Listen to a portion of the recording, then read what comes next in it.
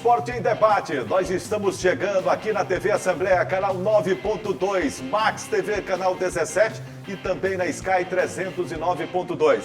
A partir de agora, o esporte em dimensão maior na sua televisão. E no programa de hoje, você vai ver. Sampaio vence o Moto no Castelão e no segundo superclássico do ano. Gordino faz 5-0 no Juventude e rebaixa o time de São Mateus para a segundinha. E a Pitutu empatam no estádio sem muitas emoções do estádio Nilzinho Santos. Pinheiro atropela o São José no Costa Rodrigues. E mais, uma reportagem especial sobre o time do Sampaio Corrêa Basquete, que busca o tricampeonato na LBF. Tudo isso e muito mais na edição de hoje do Esporte em Debate, que já está no ar. E nós começamos o Esporte em Debate levantando a bola laranja, até porque o Sampaio Basquete faz uma grande campanha na LBF, a Liga de Basquetebol Feminino, em 2022. Até aqui, 4 jogos, 4 vitórias. O repórter Joelson Braga foi conversar com a comissão técnica e com as jogadoras do Sampaio Corrêa, até porque o brilho tem sido intenso das meninas na LBF de 2022. O início da Liga de Basquete Feminino tem sido promissor para o Sampaio. Time jovem, treinador novo e bons resultados. É claro que a competição está apenas no início, mas de sexta em sexta que são feitas as vitórias. E por aqui, nada de fórmula mágica. O treinador acredita que bons resultados são reflexos de muito trabalho. Tudo que a gente vai falar de heroísmo, segredo, a solução que vai resolver todos os problemas, eu estou sempre fugindo disso. Aqui acho que é um trabalho, assim como as outras equipes trabalharam também. Eu tenho dito isso, a gente ganhou os 3 jogos, poderia ter perdido algum deles, poderia ter perdido os 3, a competição é muito dura. E vamos agora a Santo André enfrentar uma equipe que está invicta na competição também lidera junto com a gente, né? Não tem nenhuma derrota. Então é um jogo muito duro, mas a gente tem que aproveitar essas 3 vitórias para chegar muito confiante lá. O tricolor maranhense foi campeão da LBF em 2015 e 2019. Em 2022, começou de forma arrasadora. A Paty, que jogou pelo Sampaio em 2017, está de volta ao time e acredita que o trabalho que está sendo feito renderá bons frutos. A gente está fazendo um trabalho bem bacana com o Rodrigo, né? A gente está confiando bastante no nosso processo. A gente está vindo de 3 jogos importantes e 3 vitórias, né? Então isso dá muita confiança pra gente impor o nosso ritmo de jogo e tá dando certo, né? A gente está saindo com as vitórias. Com Rodrigo Galego, o Sampaio quebra uma tradição de treinadores estrangeiros, mas experiência não falta para o treinador nascido em Brasília. Na equipe masculina do Flamengo, ele conquistou títulos na Champions League, no NBB e da Copa Super 8. E a fome de títulos está presente neste novo projeto do Sampaio. O Sampaio é uma camisa muito grande, uma das mais fortes que tem no Brasil, no basquete feminino, e desde que eu negociei e estava conversando, a conversa sempre foi que aqui se busca títulos. Então a gente está trabalhando para o time ganhar confiança, evoluir tecnicamente e durante a competição estar pronto para poder nos playoffs disputar os títulos. Além desse início de temporada promissor, a expectativa por aqui é que esse time melhore ainda muito mais com a chegada de alguns reforços. É que até o mês de maio são esperadas mais 5 atletas ou que estão a serviço da seleção brasileira ou disputando competições em outros países. E o ginásio Costa Rodrigues tem recebido os jogos do tricolor e a presença da torcida tem feito a diferença. Na última partida jogada aqui, a Paty foi a principal cestinha com 21 pontos e vencedora do troféu de melhor jogadora. A torcida daqui é maravilhosa, já senti isso em 2017, ainda era no Castelinho, né? Mudou o ano passado para cá. E é o nosso 6º jogador, a torcida, né? Então ela sempre joga junto com a gente, sempre enfatizando os pontos importantes pra gente. Então é muito gostoso jogar com essa torcida e com esse grupo, né? Acho que tudo novo, uma experiência nova, tá sendo bem bacana. Assim, com um trabalho duro e muito suor, o Sampaio Basquete vai acertando o passo e caminhando para mais uma conquista. Ô, Greg, que legal essa conversa do Joelson Braga com as meninas, muito com legal. O técnico galego da equipe do Sampaio Corrêa Basquete. Para quem já tem um bicampeonato, como o Sampaio tem, iniciar uma trajetória, 4 jogos, 4 vitórias, 100% de aproveitamento, é algo que nos dá uma esperança de mais uma conquista nacional, né? É verdade, Juraci. A gente destaca também a respeito dessa reportagem que o Joelson fez com a equipe do Sampaio Corrêa Basquete, lá no Costa Rodrigues, algumas coisas interessantes. Primeiro, o Rodrigo Galego, como o Joelson destacou, era um técnico do masculino, né? dirigiu o Flamengo por diversas temporadas, um cara multicampeão da NBB, do Super 8, de Champions League com o Flamengo. Então, assim, era um cara que tem muito, vem gabaritado pro Sampaio Corrêa. E a gente também destaca, Jurinha, que é uma primeira experiência, né? O Sampaio sempre teve técnicos estrangeiros, né? Teve o Virgil Lopes, francês, teve o Santander, argentino, teve também a Lisdeive Pompa, cubana, né? Lisdeive Pompa, e agora com a experiência de um técnico brasileiro, Rodrigo Galego, para tentar chegar em busca desse tricampeonato nacional que é tão esperado pelo Sampaio Corrêa. E olha só, 4 jogos, 4 vitórias, Sampaio teve a oportunidade de jogar aqui e jogou bem, venceu. E agora contra o Santo André, o Sampaio teve um momento ali de um pouco menos de concentração, acabou sofrendo o revés. Sim. Muitos momentos o Santo André teve na frente, depois reouve o comando da partida do Sampaio Corrêa, determinou o ritmo e com jogadas em uma transição muito rápida e com a defesa fazendo uma boa marcação, o time do Sampaio se consolidou, né? Para mais um grande resultado. É verdade, Juraci. O Sampaio teve vamos dizer assim, um jogo até equilibrado. A gente tem que destacar também que a equipe do Santo André era uma equipe que também estava invicta na competição. Então era um jogo equilibrado, difícil, né? Mas o Sampaio conseguiu obter mais uma vitória na competição, chegando ao 4º resultado positivo de vitória, né, consecutiva.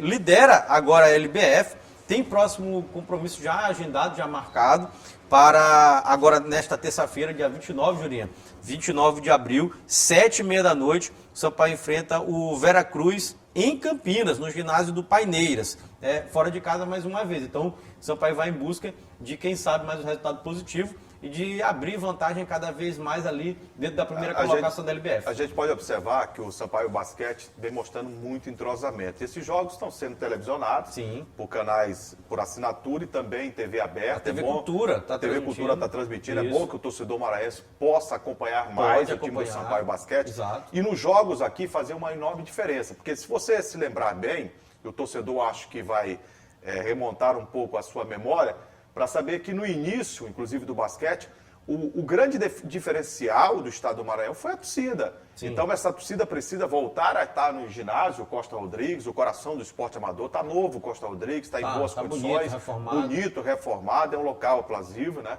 Então vamos lá, dar uma força para essas meninas, porque eu vejo com bons olhos esse crescimento e consolidação do Sampaio Corrêa Basquete em busca desse tricampeonato, que vai ser espetacular. Sim, ainda tem uma coisa que a gente tem que destacar, o Jossa até falou disso na reportagem, o Sampaio está disputando mais uma edição da LBF como sua casa, o Costa Rodrigues, e infelizmente porque o ginásio Castelinho teve aquele acidente numa quarta-feira de cinza, né, Julinho, que o telhado desabou, o ginásio ficou comprometido, o Castelinho. A gente destaca que poderiam estar sendo disputados jogos lá porque o Castelinho tem uma capacidade muito maior. Só que o Castelinho passa por um processo de reconstrução completo, né? Não foi só a reforma do telhado que caiu. Não, então, não foi só a parte de telhado. Comprometeu a estrutura. Ela comprometeu a estrutura, né? Com o sinistro que aconteceu, o desabamento, afetou. Então, para não correr nenhum tipo de risco, o governo do estado entendeu, e eu vejo que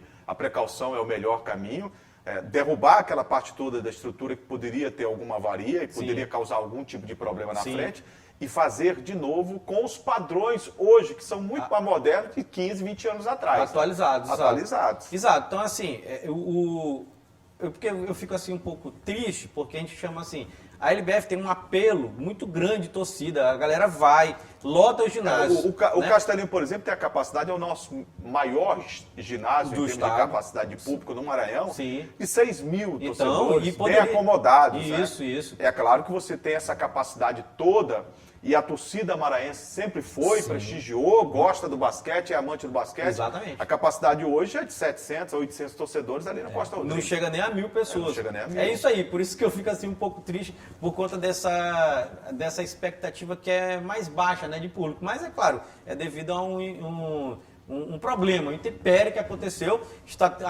Como o Julinho lembrou aqui, o governo do estado, através da CEDEL, está tentando recuperar de maneira mais apressada possível e com qualidade, né, lógico, o ginásio Castelinho, para que o Sampaio volte a sediar seus jogos lá. O que a gente pede é a celeridade das obras para que elas possam acontecer em ritmo acelerado, baseado em todos os protocolos de segurança, lógico, mas que o ginásio volte a ser palco dos grandes, mega eventos né, do esporte amador na cidade de São Luís. Como né? sempre foi. Como sempre foi. Exato. Ô Greg, já que o assunto são praças esportivas, depois do intervalo, vamos falar da situação dos estádios de futebol, que estão sediando jogos de Copa do Brasil, onde nós já tivemos 3 representantes, e também do Campeonato Maranhense de Futebol 2022. Segura aí que daqui a pouco a gente volta.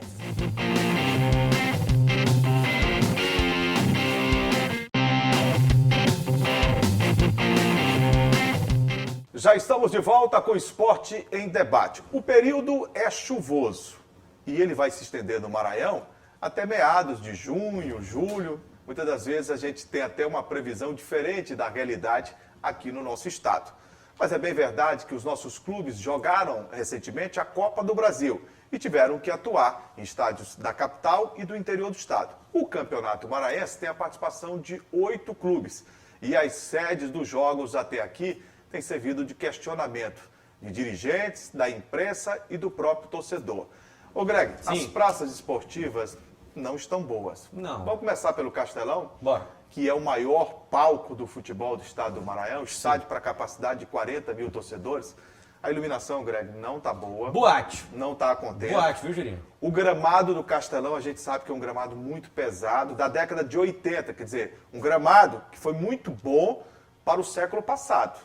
No século XXI, não. Pro século passado, na década de 80, né? Porque na década década de de 90 já não dava mais Já aquele não gramado. dava mais. É verdade, é. E você vê o Castelão ainda com limos, as pessoas estão reclamando, os torcedores, da limpeza também do estádio. É, tá mesmo. Eu estive presente no Castelão já algumas partidas esse ano, né, de 2022. Assim, falando como o torcedor se sente, realmente carece de algumas coisas, de alguns cuidados. Você foi bem. Até Juliano. o placar Sim. tem algumas placas queimadas. Isso. Fica feio, porque ele fica totalmente ali, o breu, né? E você não consegue ver Sim. a numeração, Tempo né? e tal. Tempo. É assim, o placar é bem bonito, né? É verdade. Quando funciona. Quando funciona. A iluminação do Castelão há muito tempo deixa a desejar. Parece uma boate. Tem lugares do campo que fica escuro mesmo, né? A gente que fazia reportagem de dentro de campo pode perceber quando entra no gramado, né, Juliano? Tem lugares ali que não dá. Com relação à limpeza, como você já falou, das arquibancadas, das cadeiras, dos banheiros e tal, precário. Tá precário mesmo, isso aqui é verdade, a gente tem que dizer. É, parece que deixaram lá, Deus dará lá. Não, e é inconcebível que você tenha uma praça de esportes. Eu me recordo que na década de 90, por exemplo, por toda a década de 90, até a chegada dos anos 2000, Castelão foi escolhido pela revista Placar entre as 8 melhores praças de esportes do Brasil. Do Brasil naquela oportunidade. Antes daquele investimento Copa do Mundo de 2014. Hoje não tem mínima condição, né? Porque... E você vê como nós não avançamos, Greg. Não. Eu faço essa referência para dizer o seguinte. Hoje as praças esportivas estão à altura de um teatro, por exemplo. Onde você se sente muito bem confortável. Isso. Você tem restaurantes, você tem bares, você tem uma iluminação que te coloca, transporta para dentro do jogo, você vê tudo, né, dentro do estádio. Você tem uma situação de sinalização dentro do estádio que não faz com que você não se perca. Sim. Se uma pessoa chegar no Castelão hoje, vindo, por exemplo, de um outro estado, não conhece, ele vai ter dificuldades para andar ali. Boa lembrança, bom tema esse aqui, é verdade. Tem gente que chega no Castelão, a gente que vai para o estádio já sabe, né? Já sabe onde é a bilheteria, já sabe o que tem que fazer, já sabe que depois que comprar o ingresso para onde tem que ir, determinado setor. É muito mal sinalizado mesmo, concordo com você. Com relação à limpeza, a última vez que eu estive no estádio, eu até pude perceber que com relação aos banheiros até que estava limpo, mas o resto não. Com relação aos bares e restaurantes, como você falou, Juliano, muito limitado. Mas muito limitado. Restrições de comida, restrições de bebida, de oferta, estou falando. De oferta para o torcedor. Então é muito pouco, né? Poderia ter muito mais opções. E já teve recentemente. Inclusive com treinamentos, tá? Para que os nossos amigos, donos de bares, pudessem ter mais noção sobre aquilo que está sendo exigido, aquilo que pode ser praticado. Isso é fundamental. Existem treinamentos aqui, existe empresas, o Sebrae, por exemplo, da FUS, o governo do estado tem várias áreas também que investem no treinamento. Tem treinamento. No manejo, né? Não, tem treinamento para garçom, tem treinamento para atendimento, tem treinamento para tudo, né? E E tá faltando mesmo, concordo com você. Outra situação, Greg. A gente tem falado aqui insistentemente na situação do gramado do Estádio Castelão. Vamos O tocar nesse Pimentinha, que arrebentou com o jogo, o Superclássico, daqui a pouco a gente vai falar, Sampaio e Mota, foi um grande nome no primeiro tempo, ele disse ao final do jogo, olha, tá difícil jogar no Castelão. Gramado muito pesado, um gramado que não permite a bola rolar, entendeu? Com maior velocidade. Você olha um jogo, qualquer jogo, Greg, na televisão, Série A, Série B, em outro estádio de futebol, e você vê um jogo no Castelão, a impressão é que eles estão andando e os outros estão correndo.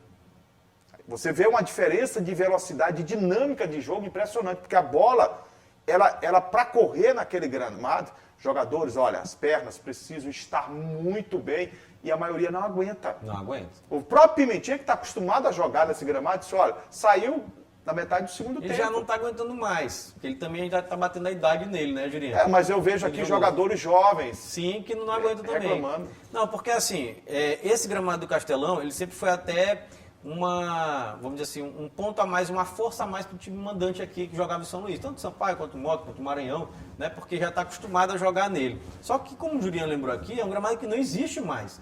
Hoje, nos campeonatos nacionais, tanto da Série A e da Série B, os times botam uma grama nova, aquela esmeralda, né, Jurinho, que é a mais utilizada, e muito baixinha, muito baixinha. Não existe mais isso aí. O gramado agora do Maracanã, que é o grande templo do futebol mundial, Sim. ele é híbrido. Sim, Ele tem uma parte de grama natural e a outra de grama artificial. como há alguns anos já é o do Atlético Paranaense, da Arena da Baixada, e como também já é do Palestra Itália, né, do estádio do Palmeiras, né, do Parque Antártica. Então, assim... Até o custo de manutenção é menor. Muito Greg. menor. É muito menor. Porque e a durabilidade dele, ó, muito nem se maior, compara. porque o desgaste também é menor. Você pode, inclusive, quando é esse gramado híbrido, Jurinho, utilizar para fazer show sem comprometimento do gramado, que essas grandes arenas do futebol... Bota um tablado ali. Isso, e não compromete, porque se você bota o tablado numa grama natural, morreu, matou ela. Não pode, entendeu? Mas com o gramado híbrido, como você bem lembrou, é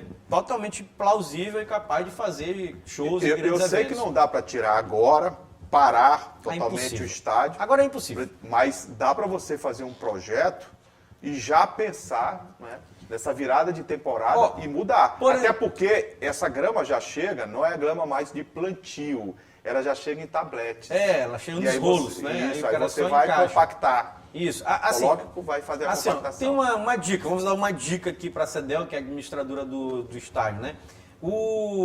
A Copa do Mundo esse ano é no final do ano, né, Juliano? Então, em novembro, todas as competições vão acabar no finalzinho de outubro. Então, você vai ter novembro, dezembro e pelo menos meados de janeiro. Então, 2 meses e meio para você fazer uma troca e atualizar o gramado do Castelão para, vamos dizer assim, o século XXI, né? Está perdendo muito, Greg, a plástica do futebol. Sim. A plástica do futebol está perdendo. A velocidade caiu assustadoramente. Sim. Né? Jogadores se desgastam. E o Pimentinha falou outra coisa. Olha, o risco de lesões hoje é muito maior. Está bem maior. Não, é muito maior, até porque a exigência física aumentou e aquele gramado ali, ele prende, né, o pé do jogador. Então é perigoso. E se você sabia que no interior do estado a situação é mais complicada ainda? Se eu sabia? Sabia, né? E todo mundo sabe. Vou contar para você. Eu narrei, por exemplo, o jogo Pinheiro e São José. No Costa Rodrigues. 3-1. Conheço bem. E o gramado lá, Greg, não parece existe. a drenagem. Se tem, não está funcionando. O gramado lá não existe. Vira lama. Terrível. O gramado lá é terrível. Aliás, o estádio Costa Rodrigues, como quase todos do interior do Maranhão, tem vários problemas estruturais. O Costa Rodrigues tem um problema crônico, que é aquele que a gente sempre falou, né? Do refletor ficar na frente da arquibancada. Isso é uma loucura. Não, a iluminação é muito deficiente. Isso. Muito deficiente. E tem um outro aspecto também, né? A gente observa, eu sei das limitações que se tem nos municípios, eu sei, compreendo, mas, poxa, dava para botar um placar ali, não adianta mais você botar um MDF, que isso aqui é da década de 70, de 60. Não dá mais. Você coloca um placar eletrônico, custa o quê? 5, 10, 15 mil, 15 mil Porque reais. na década de 90 já tinha placa eletrônica. Claro. Não era digital e tal, como é hoje LED, né? Mas tinha. Agora parece que no interior do Maranhão a gente está na década de 70, como você já falou mesmo, Juliano. Precisa dar uma revitalizada que vai ser muito bom para o torcedor. Vai. Ô Greg, a gente quer a presença do torcedor. Os clubes dependem da presença do torcedor. O futebol do Maranhão, você não tem grande investimento de patrocinadores. Então é fundamental você dar a esse torcedor conforto, comodidade, Sim. segurança, visibilidade. Você precisa fazer isso. Na verdade, Yuri, eu costumo dizer que o futebol por si só, como esporte, como entretenimento, ele só existe, como forma lúdica até, por conta do torcedor. Se não tivesse torcedor, não teria futebol. E parece que dirigentes nacionais, até internacionais, desprezam completamente o torcedor. Tem também, Juliana, a situação do Nhozinho Santos, né, que a gente precisa falar um pouquinho também. Né? Nhozinho Santos, a iluminação voltou, o estádio, o gramado até aqui tem apresentado boa condição. Tá legal. O alambrado ficou legal também, né, ali de acrílico. O né? grande problema do Nhozinho Santos foi a demora Foi. da iluminação. Tem Mas agora... hoje a situação já está acomodada. Nós fizemos nossa parte, cobramos durante muito Claro, tempo. Né? ainda bem que fizeram. Foi entregue. A Né? iluminação. Agora tem um outro também que é muito triste aqui em São Luís, é a situação do estádio de São José de Ribamar, né? Campo do Moropóia, Do estádio Moropóia. Dário Santos. Até hoje, ele não foi reentregue. Isso aí é absurdo, porque... Porque o São José deveria estar jogando lá, Exato. aproveitando o turismo, investimento, tem Exato. um turismo religioso, tem praias belíssimas. Isso. Né? Isso. Tem E uma aí- culinária fantástica, uma cultura. Exatamente. E pelo fato de não jogar lá, sobrecarrega os estádios daqui da cidade de São Luís, né? É porque o São José joga aqui, o IAP joga aqui, o Sampaio joga aqui, o Moto joga aqui, daqui a Isso. pouco o Maranhão também na Série B. Pode jogar aqui, então todo mundo joga aqui, aí tá errado. Com vamos dizer, a possibilidade de ter jogo no Moropóia, já tira uma quantidade de jogos dos estádios. Mas do interior, já que você tocou, tem 2 estádios que eu gostaria de falar aqui. Quais? E tem situações que não dá para entender. Quais? O Tuntum jogou com o Cruzeiro. O Rafael Seabra. Jogou que horas? Jogou de noite. O que foi o ponto... 8 da noite, não O foi? ponto central da discussão foi a iluminação. Né? Iluminação, se tinha condições ou não. Você sabia que o Tuntum agora pediu para jogar à tarde? Sei, 3h30 da tarde contra o Sampaio? Mas como assim? No meio de semana? Agora quarta-feira. Quer dizer que a população não trabalha? Lá em Tutum a galera não deve trabalhar nem estudar, né? Porque quem trabalha e estuda não pode estar 3h30 Ou assistindo quem jogo. autorizou essa modificação, pediu essa modificação, não deve ter esse conhecimento, que o povo é trabalhador, a gente Exatamente. sabe. E gosta de estudar também. Lógico, e assim, a gente tem informação, e já foi até inclusive divulgada, que foi a própria diretoria do Tutum que pediu. Você sabe por quê? Por quê? Porque diz que os jogadores estão acostumados a jogar à tarde. A passar calor. 3h30 da tarde. Tá certo. É isso. Tá certo nada. Não, Guilherme. tá tudo errado. Na verdade, tá tudo errado. Não existe isso aí, né? Rapaz, é um negócio que não dá para entender. Quer Não. dizer, você tem um jogo à noite, Ricardo, você que foi Sim. goleiro, olha, temperatura melhor, essa temperatura cai em tudo. Lógico. Temperatura melhor, o torcedor sai do trabalho, sai da Pode escola assistir e vai o jogo, poder assistir o tranquilo, jogo. Mas não, aí a diretoria do Tutu coloca o jogo à tarde, depois de uma luta para colocar a iluminação no E estádio. no horário que ninguém pode ir. Ele trabalha contra o próprio torcedor, que faz o time existir. Mas o futebol do torcedor. Maranhão é uma coisa impressionante, né? Qual é o outro estádio que tu queria falar, O Julinho? estádio de Pinheiro.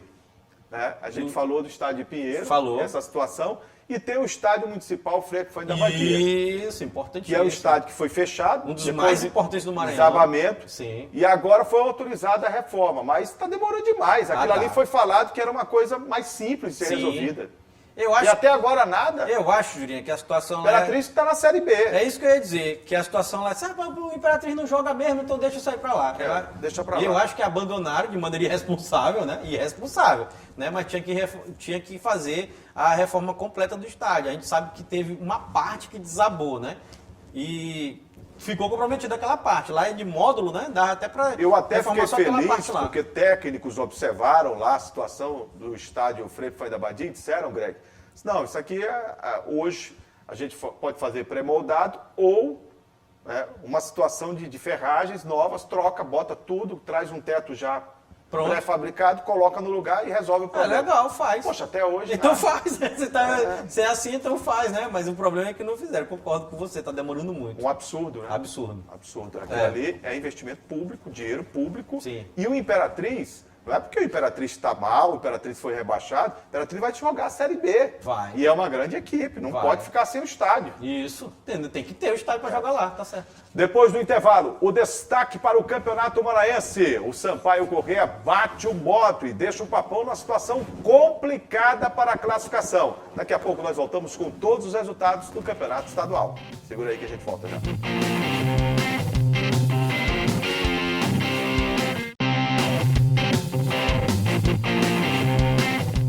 E agora o Campeonato Maranhense, a bola rolou no final de semana. Tivemos no sábado em Pinheiro enfrentando o São José. 3-1 foi o placar. Destaque para o meia Márcio Diogo, que no segundo tempo, olha, desarrumou em campo. Sofreu pênalti, Greg, converteu pênalti, Acabou deu passo para o terceiro gol. 3-1, vitória incontestável do time do Pinheiro sobre o São José, que vinha fazendo uma boa campanha. É, incontestável. O Pinheiro também precisava do resultado, né, Juninho? O Pinheiro tinha que ganhar a partida, se ainda estava pensando em alguma coisa assim, em termos de classificação para a próxima fase. Chegou aos 5 pontos. Bom lembrar que ainda é uma equipe que está invicta nesse segundo turno, né? Em 3 jogos, 1 vitória e 2 empates. Márcio Diogo acabou com o jogo mesmo, né? Foi o grande destaque da partida. E o Pinheiro, vamos dizer assim, tem chances reais de se classificar para a próxima fase. Tem mais só um jogo aí. Nesse momento é líder do grupo A e o Sampaio vem logo seguindo em segundo, com 4. Em São Luís, o IAP enfrentou o Tum-Tum. E o jogo não passou de um empate em 1-1. Detalhe, tecnicamente foi um jogo Sofrível. Sofrível, né, Greg? Sofrível, quase ninguém foi ao estádio acompanhar esse jogo, né? Um jogo sem apelo nenhum, né? Mas acabamos de dizer aqui, mais um time IAP que joga em São Luís, né? Assim como São José, assim como Moto, assim como Sampaio, é uma sobrecarga de jogos nos estádios aqui de São Luís. Jogo 1-1, não tem nada muito a dizer sobre essa partida aqui, né? Foraca, né? Fora o seguinte, que em termos de classificação complicou o Tum-Tum, né? Que ficou apenas com 2 pontos, né? No grupo B, e aí precisa do resultado positivo diante do Sampaio naquele jogo que você falou, atrasado, né, Juliano? É verdade. Ô, Greg, já tem um rebaixado do Campeonato Maranhense. Trata-se do Juventude Samas, de São Mateus, representante, inclusive, do futebol do Maranhão este ano na Série D do Campeonato Brasileiro. Jogando em Barra do Corda, o Cordino atropelou a equipe do Juventude. 5-0 foi o placar. Foi. Rapaz, é dono dos maiores placares do time do Juventude de derrota, né? 7-3 para o São José, 5-0 para o Cordino. Isso é tudo normal? Não. É não? Não. Mas a CBF fez uma avaliação aí, disse que está Fez. tudo normal aqui. Contratou uma empresa, né? Radar Sport, se eu não me engano o nome da empresa. Mas eles estão fora de radar. Esse aí. Eu acho que está acontecendo uma coisa muito estranha lá na cidade de São Mateus, com a equipe do Juventude. A gente pode trabalhar assim na base do achismo. Eu quase que posso dizer que não é mais achismo, né? Até porque a gente tem umas informações de bastidores aí, inclusive de gente O Arlindo da Maracanã, comissão técnica, já ia dizer isso. Arlindo Maracanã, no final Isso. de semana, me disse o seguinte, antes do jogo. Juraci, talvez eu nem vá para São Mateus. Lá tem uma coisa muito estranha acontecendo. Esquisita. Eu não vou isso. botar meu nome nisso. Me Exatamente. chamou muito a atenção. E o Arlindo Maracanã é um cidadão de bem, né? E o Gabriel também fala a mesma coisa, o ex-preparador físico da é. equipe, né? Então, a gente tem que destacar que está acontecendo realmente uma coisa muito estranha lá no... Está rebaixado o Juventude, Greg. Está rebaixado, primeira equipe que vai jogar a segundinha do ano que vem, mas a gente destaca o seguinte, Juventude representa o Maranhão na Série D. Que verdade. time que vai jogar a Série D? Isso eu não sei, Juventude. No Superclássico, Sampaio Correia Motoclube deu Bolívia na cabeça. O Sampaio venceu o Moto pelo placar de 3-1 no estádio Castelão. Desta vez, o público não foi aquele do primeiro Superclássico. 2.700 torcedores foram ao estádio Castelão para ver a vitória do Sampaio Correia frente ao Moto. Vitória que tem as digitais de Pimentinha no primeiro tempo. Pimentinha. Primeira jogada, ele encara a marcação pelo setor direito, Greg. Faz o passe para o Renatinho. Ele, do jeito que chega, dribla o marcador e de perna esquerda fuzilou no canto baixo esquerdo da meta do João Paulo, fazendo 1-0. Depois o Pimentinha resolve jogada pessoal, meio de Pimentinha, pelo meio, não foi pela ponta. Driblou o primeiro, driblou o segundo, entre 4 marcadores, invadiu, ia driblando o goleiro fez uma defesa parcial e na volta Gabriel Poveda, com a meta escancarada, deu um tapa colocando no fundo do gol, marcando 2-0. 2-0 foi o placar do primeiro tempo e olha que o Sampaio buscou sem muito esforço esse placar na primeira etapa, tocando a bola, bem distribuído em campo, já sob o comando de Renatinho, auxiliar técnico do Léo Condé, que estava no estádio Castelão e esteve no vestiário do time do Sampaio Corrêa, inclusive. Sob os olhares de Léo Condé, No segundo tempo, o Moto voltou até um pouquinho melhor do que o primeiro tempo. O Moto buscou o caminho, conseguiu diminuir o placar com Emerson Knight, com uma bonita cabeçada, né, deslocando o goleiro do Sampaio, Luiz Daniel, campo esquerdo, fazendo 2-1. Mas depois, né, tivemos o terceiro gol, uma jogada bem construída do Sampaio, e que o Poveda fez um golaço, viu? Ele driblou todo mundo. Ele poderia ter, no drible que fez, chutado de perna esquerda, correu isso de não fazer sem ângulo. Tava sem ângulo. Ele girou o corpo para o lado anti-horário, né, e virou de perna direita para fazer um belíssimo gol, fechando o caixão, 3-1, grande vitória do Sampaio Corrêa, e vitória com autoridade. Para mim, eu não sei o que você vai dizer, mas para mim foi a vitória mais lúcida do Sampaio nessa temporada jogando no Castelão. Foi, concordo. Até a gente nos bastidores estava conversando, né, Jurinho? Para mim, a melhor apresentação do Sampaio no ano foi contra o Ceará, lá em Fortaleza, na Arena Castelão. Né, o Sampaio conseguiu um empate lá, um time de Série A, o Ceará muito forte, time muito bom, e o Sampaio conseguiu um resultado muito legal. Agora, no Castelão, esse sem dúvida foi o melhor jogo do Sampaio, 3-1. A gente já pôde perceber vou dizer bem claro, uma completa interferência do Léo Condé na partida. O Léo Condé ele disse, Jurinho, como é que o Sampaio deveria ter sido escalado, e o Sampaio foi escalado de acordo com o que a gente já pensava aqui, que a gente não entendia. O Wesley Dia como titular, sacou o Lucas, isso, ao lado do Ferreira. E lá na frente que você vinha falando. O trio de ataque. Por que não os dois? Por que não Poveda, Heron e Pimentinha não jogavam? A gente cobrava isso sempre. Poveda, na minha opinião, tecnicamente é o melhor atacante do Sampaio. Considero o Pimentinha um ponta, né? Joga nas extremas, do lado do campo e tal, o driblador, que é aquele que a gente chama assim, né? O quebrador de defesas, né, Jurinho? Quebrador de linhas. Isso, quebrador de linhas. E assim, o Sampaio conseguiu, através dessa nova formação, que era mais ou menos óbvia, que não era feita pelo Brigatti, um resultado muito bom diante do seu maior rival, o Moto, e complicou demais o Moto em termos de classificação para a próxima fase. O Moto agora estreou o Leomir, estreou o Nailson, estreou o Lucas Huck, mas visivelmente são jogadores que saíram do avião, foram para o jogo desentrosados, né? Todos fora de ritmo. Na minha opinião, o Leomir foi o melhor em campo desses aí, né? No segundo tempo. No segundo tempo, ele até jogou bem, a gente pode perceber logo a diferença na hora de bater na bola, né? Passe, então o Leomir para mim foi o grande destaque do Moto no segundo tempo da partida. O Sampaio mereceu ganhar 3-1. Ô Greg, situação agora de classificação nos próximos jogos. Isso. No grupo A nós temos o Pinheiro, primeiro colocado com 5 pontos, né? O Sampaio tem 4, o IAP tem 4 e o Juventude de Sama 0, rebaixado. Grupo B nós temos o São José, líder com 6, Cordino com 4, segundo, Moto com 4 e Tuntum com 2. Lembrando aquela partida do meio de semana, atrasada, segunda rodada, Tuntum e Sampaio, 13h30 da tarde, Rafael Seabra. E todos os jogos da última rodada acontecem às 13h30 da tarde do sábado, dia 2 de abril. No Castelão nós temos São José e Sampaio. No Nhozinho Santos, Moto e IAP. No Leandrão, Cordino e PAC. E no Pinheirão, Juventude e Tuntum. Lembrando da situação do Moto, né, Jurinho? O Moto não depende mais só dele para se classificar. Tem que ganhar o jogo e torcer para o rival bater o São José. Tem que torcer para o Sampaio ganhar o São José e ganhar seu jogo e torcer para o Cordino não ganhar a partida. Porque se o Cordino ganhar do Pinheiro, tá fora o Moto. Situação complicada. Gente, chegamos ao final do Esporte em Debate. Obrigado a todos pelo carinho da audiência. E lembre-se, sempre temos esse encontro marcado toda segunda-feira às 8 horas da noite. E reprise do programa em 2 horários, Greg. Isso, às 7h30 da manhã e às 2h30 da tarde, na terça-feira, né, Jurinho? Os canais de interação para que o público possa participar, deixando a sua sugestão. Pois é, o telespectador pode acompanhar nosso programa através dos nossos canais de interação. Primeiro é o nosso site, que é o al.ma.leg.br/TV. Tem também o telefone da nossa redação, que é o 3269-3028.